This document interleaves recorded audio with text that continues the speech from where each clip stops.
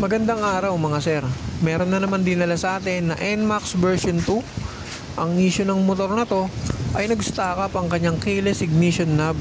Bagong palit ang battery ng remote. At hindi rin lowbat ang battery ng motor. Check natin ang kanyang voltage. 13.1 volts. Malakas ang battery ng motor. Pero ayaw mag-respond ng kanyang keyless ignition system. Ayaw niyang mapihit.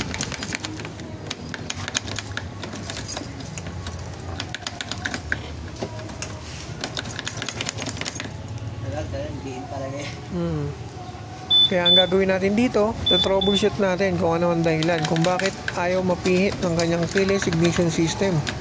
Tanggalin na natin ang kaha. Let's go. A few moments later. Tinanggal na natin ang ibang fairings para mas maka-access tayo ng maayos sa pag-troubleshoot ng kanyang keyless ignition system. Testingin muna natin ulit. Nag-respond ang remote. Pero matigas talaga at ayaw niyang mapihit.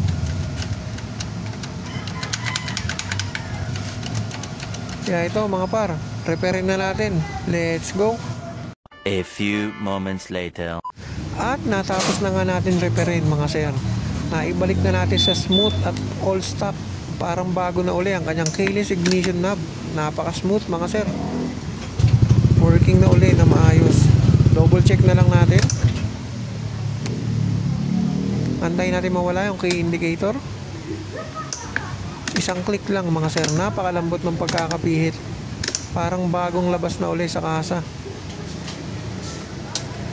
Okay na siya mga sir. Ayos. Maraming salamat sa tiwala mga sir. God bless and ride safe always.